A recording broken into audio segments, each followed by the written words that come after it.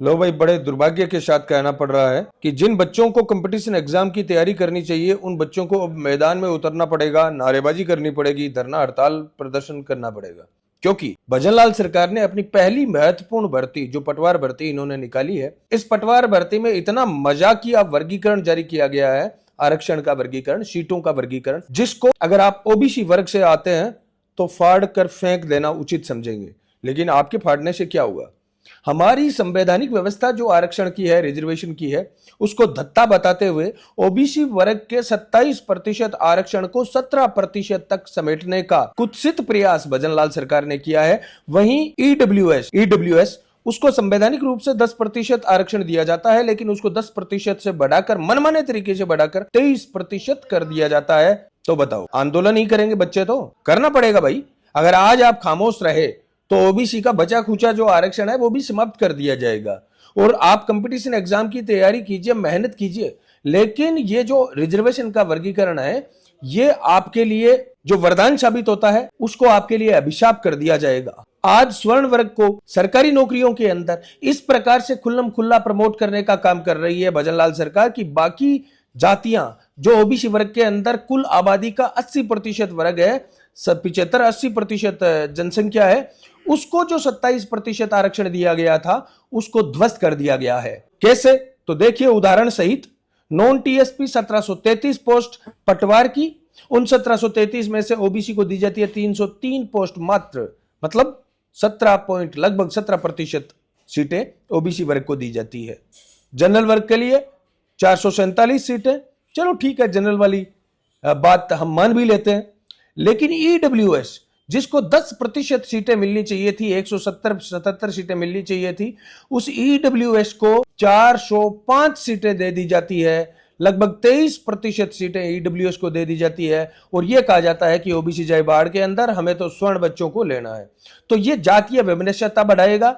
और जो ओबीसी वर्ग आपस में लड़ रहा था मूल ओबीसी के नारे पर, उनको मैं कहना चाहूंगा, आप मैदान में देखना, जिस वर्ग को, जिस जाति को आप कह रहे थे कि मूल ओबीसी का हक खा गई, वही जाति आज आपको ओबीसी वर्ग के आरक्षण के लिए मैदान में लड़ती हुई दिखाई देगी। सूरतगढ़ कोचिंग हब है, सूरतगढ़ में बेरोजगार बहुत बड़ी मात्रा के अंदर कंपटीशन एग्जाम की तैयारी करते हैं अपने सामर्थ्य अनुसार। तो उन बच्चों को, सूरतगढ़ के उन बच्चों को, चाहे आप किसी भी भर्ती की तैयारी कर रहे हैं, क्योंकि पटवार तो एक झांकी है, आगे आपकी बारात निकाली जाएगी रिजर्वेशन के मामले के अंदर, तो पटवारी की तैयारी करने वाले बच्चों को तो मैदान में उतरना ही उतरना चाहिए। इसके अलावा आप किसी भी कंपटीशन एग्जाम की तैयारी कर रहे हैं, अगर आप ओबीसी वर्ग से आते हैं तो आइए, मैदान में आपको लड़ना पड़ेगा। आज शाम को हम देखते हैं छात्र प्रतिनिधियों के साथ, कंपटीशन एग्जाम की तैयारी करने वाले बच्चों के साथ, कोचिंग सेंटर्स के साथ हम चर्चा करेंगे आज शाम को, और उसके बाद में भविष्य की हमारी रूपरेखा आपके साथ साझा करेंगे। लड़ना तो पड़ेगा ही। मैदान में जब तक आप नहीं उतरोगे, ये सरकारें, विशेषकर पूंजीवादी भाजपा सरकार, ये सोचती है कि हमारे तुगलकी फरमान है, वही कानून है, वही नियम है, वही संविधान है। नहीं, संवैधानिक अधिकार हमें जो दिया गया है उसके साथ कोई भी कुठाराघात करेगा तो हम लड़ेंगे। ये बताना पड़ेगा। कंपटीशन एग्जाम की तैयारी करने वाले बच्चों को भगत सिंह की भूमिका के अंदर मैदान पर लड़ना पड़ेगा। अगर आज आप खामोश रहे तो छुट्टी हो जाएगी आरक्षण की।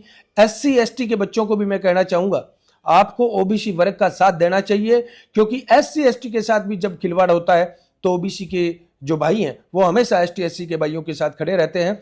तो मैं ये कहना चाहूंगा, सूरतगढ़ से हमें एक ऐसा शंखनाद करना चाहिए कि इस सरकार की कुंभकर्णी नींद, ये घमंड, ये इनका प्रयास, इसको जवाब दिया जा सके।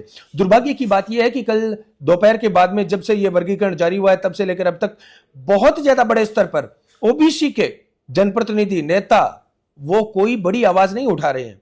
अब आपको पार्टियों में नहीं बढ़ना है, अब आपको दलों में नहीं बढ़ना है, अब आपको जातियों में नहीं बढ़ना है, अब आपको ओबीसी की पहचान के साथ लड़ाई लड़नी पड़ेगी, तभी आपके हक सुरक्षित रहेंगे। आपका भाई हरि बेनीवाल आपको वादा करता है, आप जहां पर जो जिम्मेदारी मुझे देंगे, आपका बड़ा भाई होने के नाते मैदान पर अग्रिम पंक्ति में लड़ता हुआ मिलूंगा। तो करते हैं आज शाम को मुलाकात, उसके बाद में बच्चों के साथ डिस्कस करते हैं किस प्रकार से इसको आंदोलन बनाया जा सकता है। सरकार से अपील यह करते हैं कि जल्दी इस भर्ती का वर्गीकरण, नया वर्गीकरण जारी किया जाए, और नए वर्गीकरण के अंदर संवैधानिक व्यवस्था अनुसार जिस वर्ग को जितना आरक्षण दिया गया है उसके हिसाब से सीटें दी जाए। इससे पहले भी आपको पता है भूतपूर्व सैनिकों वाले इंटरनल वर्गीकरण पर किस प्रकार से सियासत हुई थी, उसका भी अंदेशा यही है कि इस भर्ती के अंदर कहीं वो तो नहीं हुआ है, वो खेल एक अलग है, लेकिन ये जो खेल सामने बड़ा बड़ा दिखाई दे रहा है कि ईडब्ल्यूएस को 10% से 23% पर पहुंचा दिया गया और ओबीसी को 27 से 17 पर समेट दिया गया। लड़ेंगे तभी जीतेंगे। धन्यवाद। जय किसान। वीडियो शेयर जरूर करना, इस बात को, इस आवाज को ज्यादा से ज्यादा बेरोजगारों तक पहुंचाइए। जागिए, क्योंकि सुत्यांग तो पाड़ा ही जम है ना। उठ जाग मुसाफिर भोर भई, जो सोवत है वो खोवत है।